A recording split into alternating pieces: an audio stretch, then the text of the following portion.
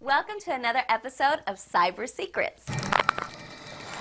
Then I'm going to grab a background, and then I'm going to grab a video with the actress, which is going to have a background that we're going to remove. Once the videos are in play, I'm going to drag the actress video onto the timeline, and then go to the Roto Brush tool. This is going to allow us to highlight the area you want to get rid of. But the thing we're going to need to do is go over to the effects area, and then make sure you click the background section. That's going to allow you to actually see or visualize what you're getting rid of. I'm going to do a quick line. As you can see on the right hand side, the background just disappeared. This needs to go frame by frame, so it's going to take a long time. So you see the bottom left, here's the frame section. Then we're going to highlight another area, just get rid of it. This is going to be a quick down and dirty one. And see the frames just went ahead a few frames, and now we'll do it again. This 30-second clip may take half an hour to an hour to do, so it is a little time consuming. Once you're done with all the frames, I usually hit freeze frame. That takes a few minutes. And then after that, I usually go to keying, and then down to the Ultra key. That's going to do a lot of cleanup for you. Just drag it right onto the picture, and as you can see, it just went black, so you can now see what you've missed and what you've gotten.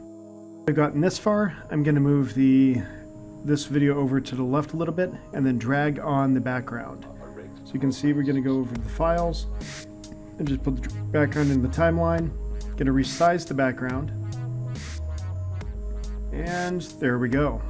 And at this point you usually want to render in memory so you can actually view the video. So this does take a while. I'm rendering it now. But what if you don't want to render a background in this and put it into some other utility?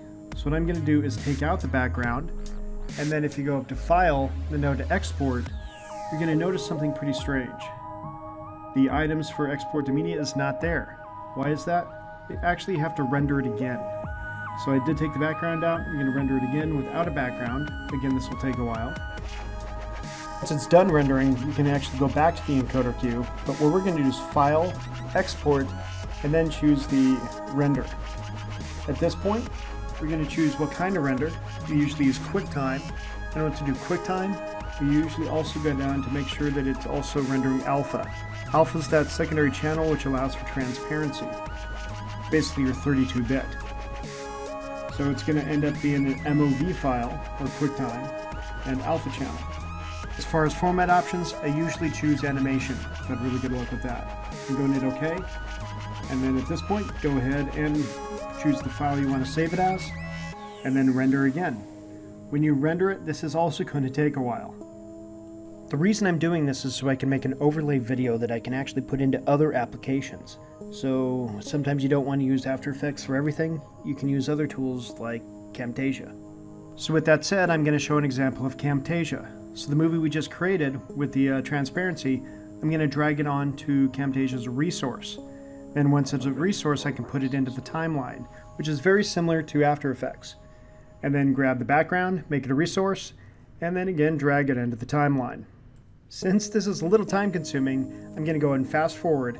I've added a few things, and in just a second, we'll see the end result.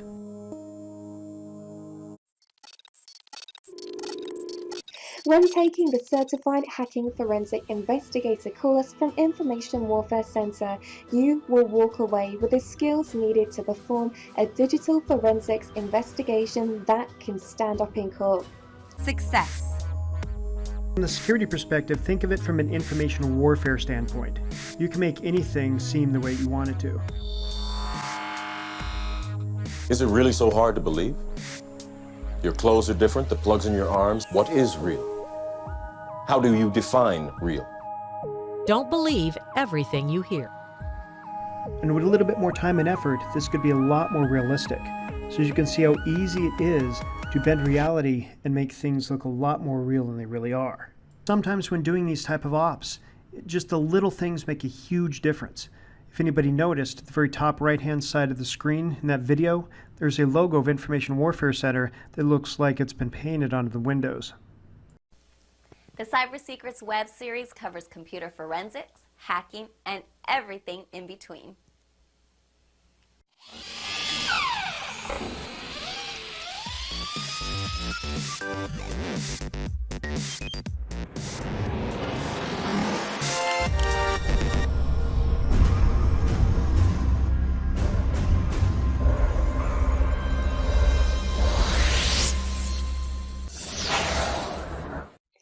Thank you for your continued support of Cyber Secrets. With the reboot of the different series, we want to ask if you have ideas for future content or suggestions for improvement. Please let us know. Click subscribe for new episodes of Cyber Secrets.